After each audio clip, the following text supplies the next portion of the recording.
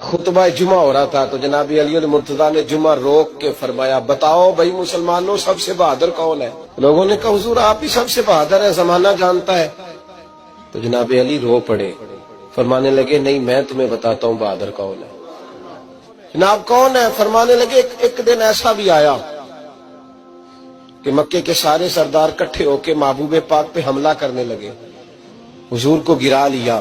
میٹھا ہی کھانا صرف سنت نہیں، پتھر کھانا بھی سنت ہے، صرف حلوہ کھانا سنت نہیں، پتھر کھانا بھی اس سنت کو بھی ادا کرنا۔ کہتے ہیں تھوڑے سے میٹھے چاول بھی کھا لو، کھانے کے ساتھ سنت ہے۔ میں نے کہا بھائی کبھی کبھی پتھر کھانا بھی سنت ہے، اس پر بھی توجہ کریں، اس کا بھی تھوڑا خیال فرمائیں۔ کہتے ہیں حضرت علی کفار مکہ نے نبی پاک صلی اللہ علیہ وسلم کو گرا لیا اور معاذ اللہ تشدد کرنے لگے۔ فرماتے ہیں کوئی زور زور سے پکار رہا تھا، میرے کانوں میں آواز آئی جب میں گھر میں تھا، کوئی زور زور سے پکار رہا تھا، اور وہ کیا کہہ رہا تھا؟ کوئی ابو بکر کو خبر کرو، کوئی صدیق اکبر کو بتاؤ کہ قریش مکہ محبوب علیہ السلام کو تکلیف دے رہے ہیں، بتاؤ۔ حضرت علی کہتے ہیں جب تک میں باہر نکلا تو میں نے ابو بکر کو دوڑتے ہوئے دیکھا، صدیق اکبر کے پیروں میں جوتا کوئی نہیں، سر پہ ٹوپی کوئی نہیں، تینوں لب دیاں آپ گواچے، سانو اپنی خبر نہیں کوئی۔ کہتے ہیں بھاگتے جا رہے ہیں، اور پھر جب صدیق اکبر پہنچے تو میں دوڑا آ رہا تھا اور منظر دیکھ بھی رہا تھا کہ ابو بکر صدیق نے ایک کافر کو ادھر پھینکا، دوسرے کو ادھر پھینکا، تیسرے کو ادھر، اور ساتھ ساتھ فرماتے جا رہے ہیں ظالموں اسے مارتے ہو جو تمہیں جنت کا راستہ دکھاتا ہے، ظالموں ان پر تشدد کرتے ہو جو تمہیں جہنم سے بچاتے ہیں، جو تمہیں اللہ کا قرب دیتے ہیں، جو تمہیں دنیا کی آزمائشوں سے بچانے آئے۔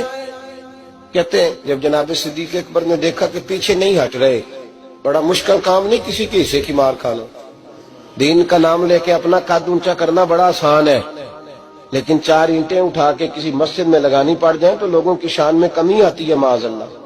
جناب ابو بکر صدیق رضی اللہ تعالیٰ عنہ حضور کے اوپر لیٹ گئے، اور مولا علی فرماتے ہیں نبی پاک کے حصے کی ساری مار ابو بکر صدیق نے کھائی، اور اتنی مار کھائی کہ بے ہوش ہو گئے۔